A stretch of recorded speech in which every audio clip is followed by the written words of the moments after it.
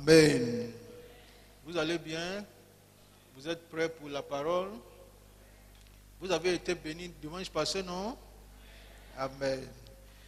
Je vais continuer. Nous sommes toujours sur la manifestation de la grâce de Dieu dans la vie des hommes. C'est toujours avec Noé, les enseignements sur Noé.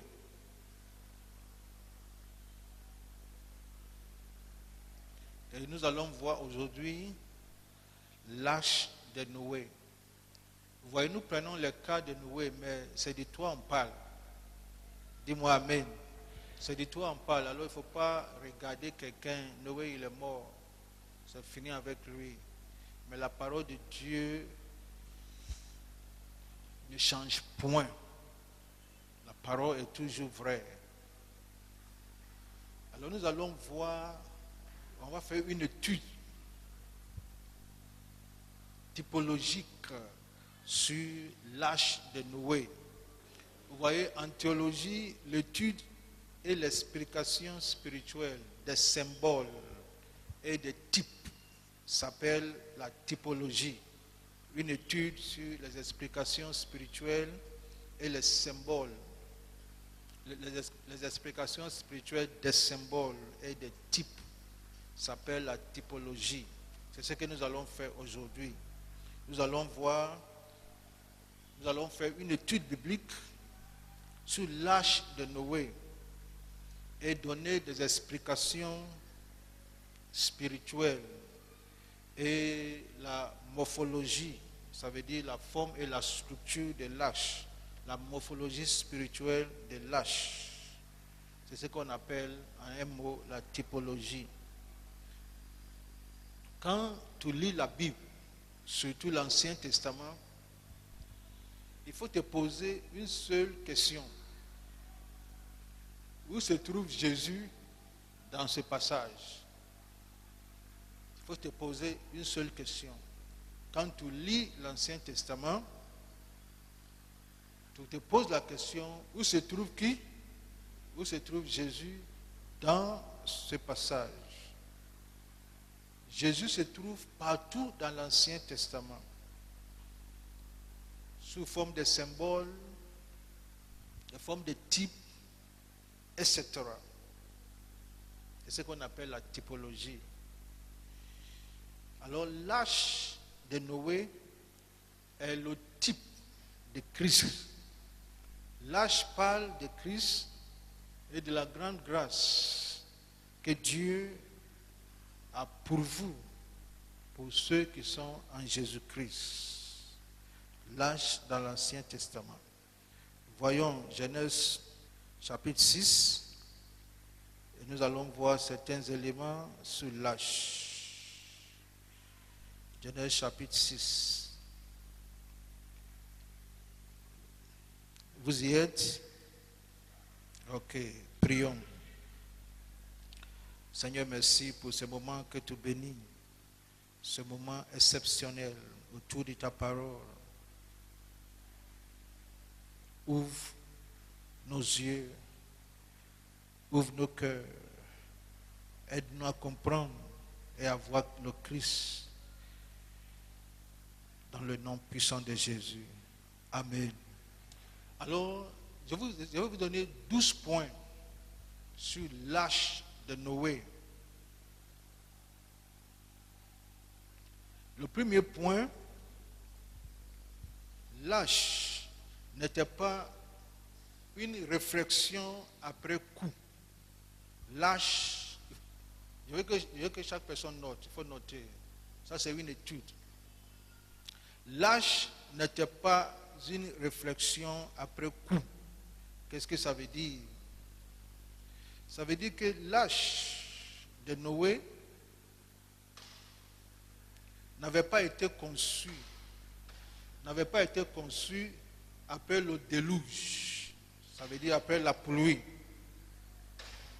Je répète, l'arche n'avait pas été conçue. L'arche n'avait pas été construite après le déluge ou après la pluie. C'est très important. Ce n'est pas en pleine pluie ou en plein déluge que Dieu cherchait à sauver son peuple. Est-ce que mon français est clair? Ce n'est pas en pleine pluie et en plein déluge que Dieu a commencé à chercher comment il allait sauver son peuple. Je vous ai dit à plusieurs fois ici, Dieu n'est pas un sapeur-pompier. Le sapeur-pompier attend qu'il y ait quelque chose et après il vient. Dieu ne fait jamais ça. Dieu, c'est un Dieu d'ordre, un Dieu de sagesse et un Dieu qui sait ce qui va se passer demain. Mais avant que la chose n'arrive, Dieu il prévoit une solution. Alors Noé a construit l'arche bien avant qu'une goutte d'eau ne tombe du ciel. Alors quelle est la leçon que nous pouvons en tirer ici? Et la leçon est claire. Dieu prévoit toujours un plan d'échappement pour son peuple avant que le mal n'arrive. Je veux que tu notes ça à ta manière, dans ton français. Dieu prévoit toujours un plan d'échappement pour son peuple bien avant que le mal n'arrive. Alors quand tu marches avec Dieu et tu sais Dieu, voici la révélation que tu dois connaître et savoir. Dieu n'est pas un sapeur-pompier. Dieu savait que dans telle période, lui-même, il va effacer le monde par l'eau. Mais bien avant, il va prévoir un plan d'échappement pour son peuple. Ça veut dire qu'avant que le mal ne se présente, toi, tu es déjà préservé. Oh, dis-moi Amen. Toi, tu es déjà préservé avant que le mal n'arrive. Alors, s'il y a du mal, un enfant de Dieu, c'est pas maintenant, il va trembler. Mais Seigneur, pourquoi? Non, c'est pas maintenant, tu vas trembler. Tu savais et tu sais que si Dieu a permis cela, ça veut dire que toi, tu es préservé. Au milieu de l'affaire, il t'a préservé. Alors, quand tu pries en fonction du plan de Dieu, en fonction de la révélation de Dieu et en fonction de la sagesse de Dieu. Mais tu ne pries pas en fonction de ce qui se passe. Est-ce qu'on se communique? Tu ne pries pas en fonction. Ta prière détermine ta maturité spirituelle. Je répète, la manière dont tu pries et les mots qui sortent déterminent ton niveau de la maturité spirituelle. Dans le contexte du salut, la Bible nous dit l'agneau, il a été immolé avant la fondation du monde. Ça veut dire que le péché qui est rentré dans le monde, ce n'est pas après la rentrée du péché dans le monde que Dieu va chercher comment sauver le monde. Dieu de sagesse, le péché ne l'a pas surpris. Est-ce qu'on se communique? Ça ne l'a pas surpris. Il a déjà... L'agneau a déjà été immolé avant la fondation du monde. Alors voici le premier point. Le premier point, c'est que l'arche n'était pas une réflexion après coup. L'arche était préparée avant qu'une goutte d'eau ne tombe. Et avant qu'une goutte d'eau ne tombe, ceux à qui Dieu a fait grâce étaient préservés. Dis, ça me concerne. Quand tu marches avec Dieu, il ne faut pas être paniqué et agité par ce qui se passe dehors. Parce que toi, tu es dedans. Tu ne m'as pas compris. Tu ne m'as pas compris. Laisse-moi répéter. Il ne faut pas être agité par ce qui se passe dehors. Parce que toi, tu es dedans. Tu es dans lâche. Ça ne faut pas être agité par ce que se passe dehors. Si tu t'agites par ce que se passe dehors, ça va influencer ta prière et ça va influencer ta foi. Et ça montre que ton niveau spirituel est bas. Deuxième chose, lâche était le seul endroit de refuge contre le jugement et la colère de Dieu. Il faut noter ça. Lâche était le seul endroit de refuge contre le jugement et la colère de Dieu. Si quelqu'un à l'époque s'entête pour construire sa propre hache, sous prétexte que l'ange Gabriel lui est apparu et que les gens aussi ont cru et les gens là le suivent, on ne dit rien. Mais quand la pluie va tomber, on verra quelle hache est hache. Est-ce que mon français est clair? Dieu n'a pas deux endroits de refuge. Le seul endroit de refuge contre le jugement de Dieu, c'est Jésus-Christ. Il est le seul abri contre le déluge du feu à venir. Est-ce qu'on se communique? Alors si toi tu dis que j'appartiens à telle religion, j'appartiens à telle religion, la religion, Dieu s'en fout des religions. La religion, ce n'est pas l'invention de Dieu. La religion, c'est l'invention des hommes. La religion, c'est l'effort que l'homme lui-même veut fournir pour atteindre Dieu et pour lui plaire. Raison pour laquelle les religions nous donnent plusieurs ordonnances. Normalement, la maladie, c'est la maladie de l'âme. Et si c'est la maladie de l'âme, l'ordonnance doit être le même. Est-ce que mon français est clair? Quand tu as mal à la tête ou au ventre, tu vas chez un médecin, n'importe quel médecin, la même maladie, même ordonnance, ou à peu près même ordonnance. Mais maintenant, la maladie, c'est la maladie de l'âme. Comment sauver l'âme? Mais comment sauver l'âme là? Le seul endroit de refuge, c'est Jésus-Christ. Alors si toi tu dis que je suis musulman, je suis Hare Krishna, c'est ton problème. Le jour où la pluie va tomber, cette fois-ci c'est la pluie du feu. Le jour où ça va tomber, c'est ça on va voir. Est-ce que mon français est clair? Alors il ne faut pas me demander, et les musulmans, et les bouddhistes. Dieu n'est pas chrétien.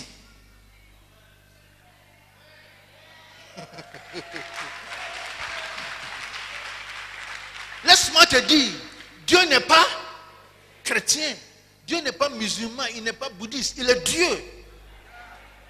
C'est toi qui dois venir à lui. Ce n'est pas lui qui vient vers toi. Dieu n'est pas chrétien. Alors tu peux être chrétien et aller à l'enfer. Vrai ou faux? Tu peux être musulman. Si tu as cru en Seigneur Jésus-Christ, tu iras au ciel. Alors ce qui est important n'est pas je suis chrétien, mais j'ai donné ma vie à Christ. Il est le seul refuge, le seul abri. En dehors de lui, hey, mon frère, en dehors de lui là, c'est quoi ça? Il ne faut pas dire que je suis né musulman, je suis né, ça importe peu. C'est lui qui est au ciel. Et c'est lui qui est venu sur la terre. Et il dit que je suis le chemin. Mahomet n'est pas allé au ciel, il est sur la terre comme nous. Bouddha est né sur la terre comme nous. Lui qui est au ciel, il est venu. Et il dit, je suis le chemin. Il n'a pas dit, je suis un des chemins. Je suis la vérité. Il n'a pas dit, je suis une des vérités. Et je suis la vie.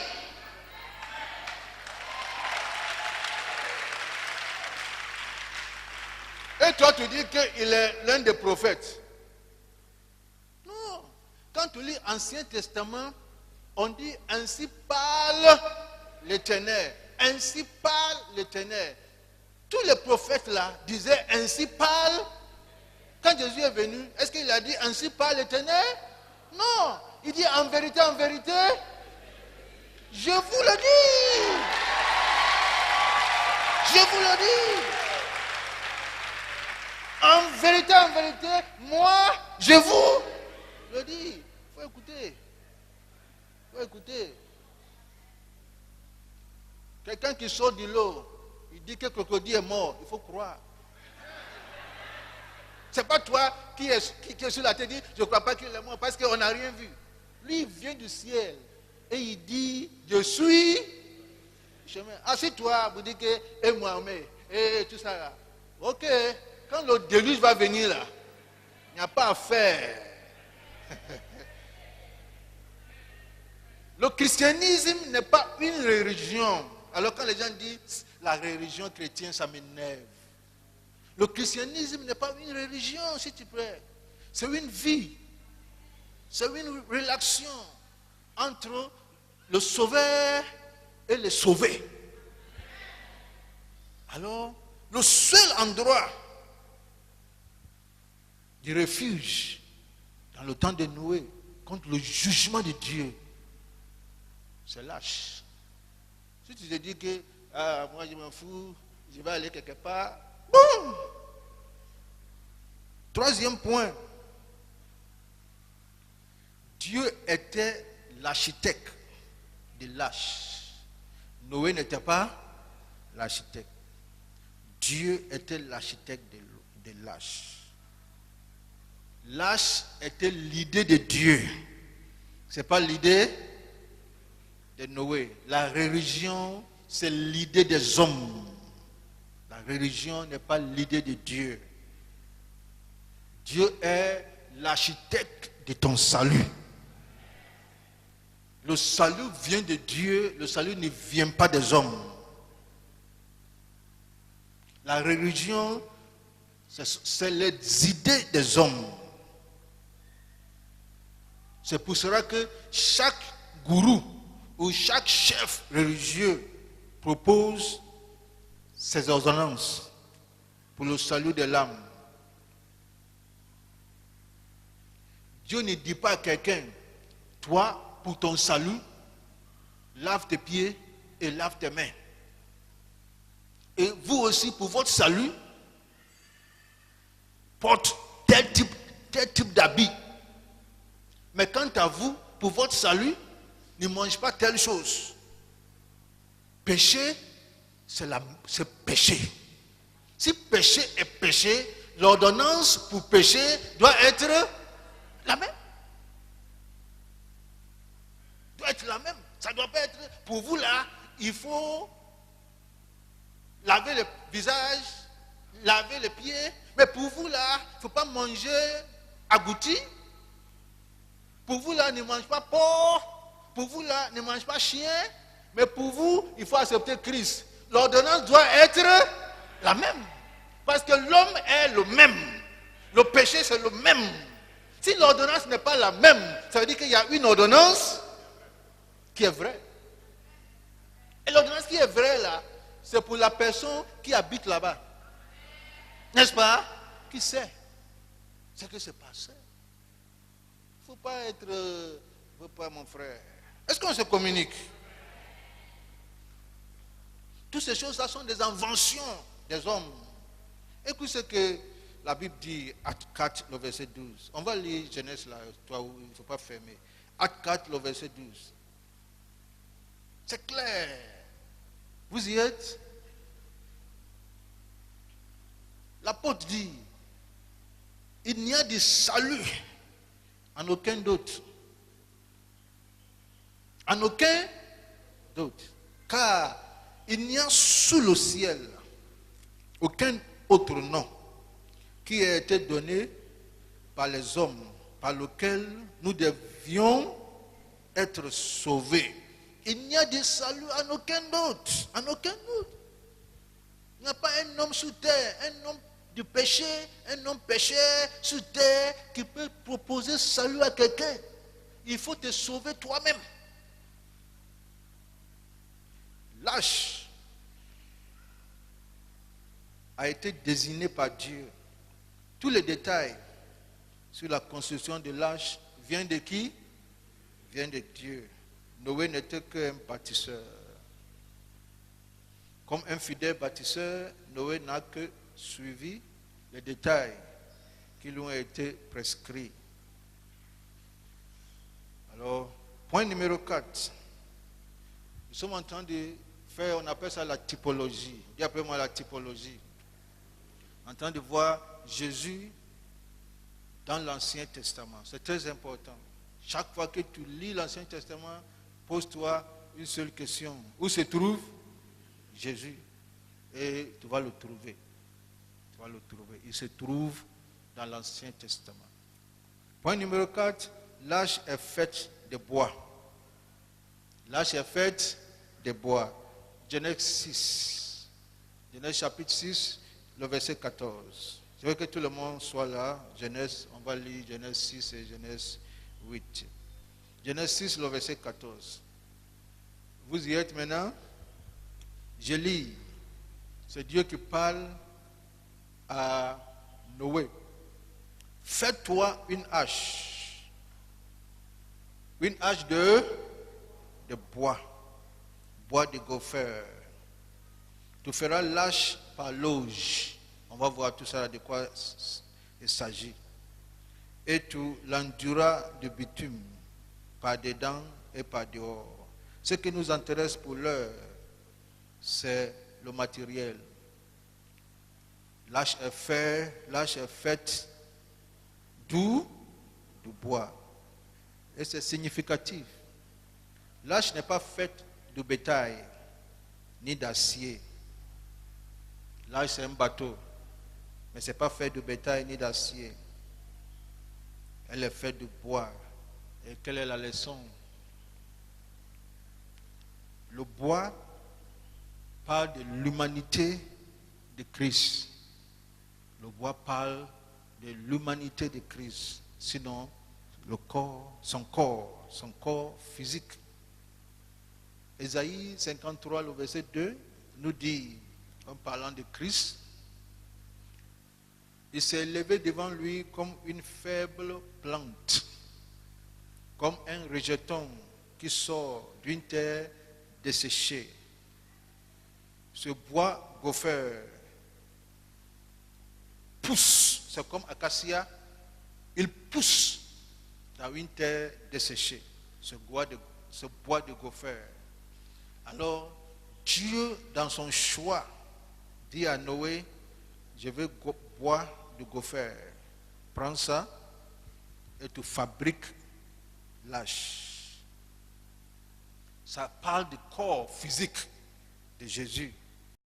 Hébreu dit, quand Jésus est venu sur la terre, c'est pourquoi Christ, entrant dans le monde, Hébreu 10, le verset 5, entrant dans le monde, dit, Jésus lui-même dit à son Père, tu n'as voulu ni sacrifice ni offrande, mais tu m'as formé un corps. Dis après moi, tu m'as formé un corps.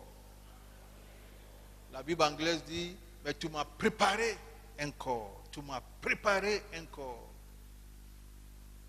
Dieu a préparé un corps pour son Fils.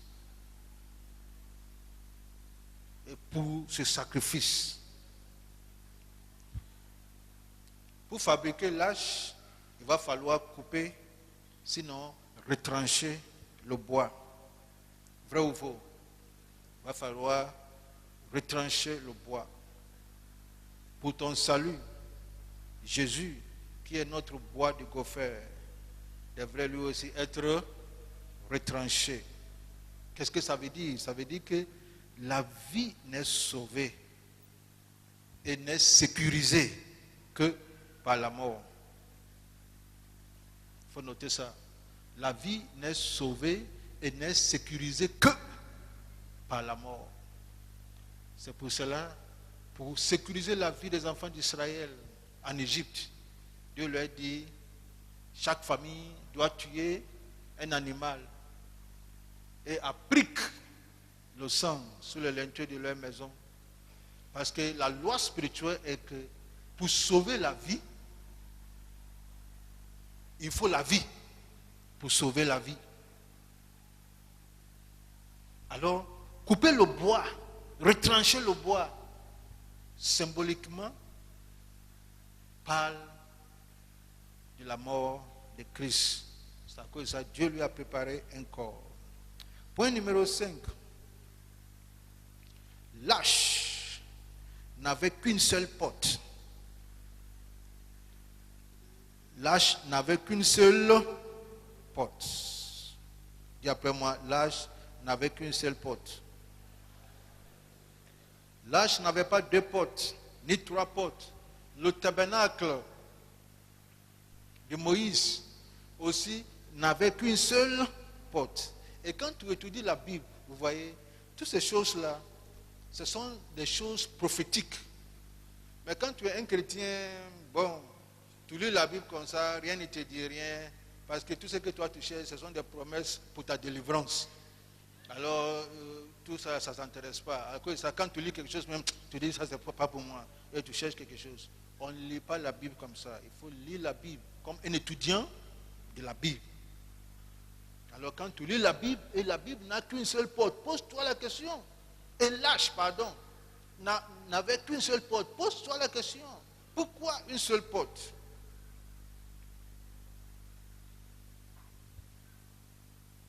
C'est une seule voie pour la délivrance contre la colère de Dieu. Un seul sauveur des déluges de feu, c'est Jésus-Christ. Et il a dit en Jean chapitre 10, le verset 9.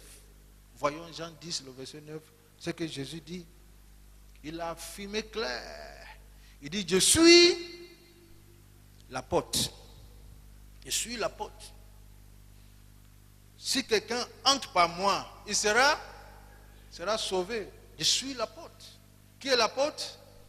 C'est Jésus qui est la porte. Si tu rentres par lui, tu seras sauvé. Ça sera dommage de venir s'asseoir à l'église, dimanche après dimanche, des années, sans passer par la porte. Il n'y a qu'une seule porte.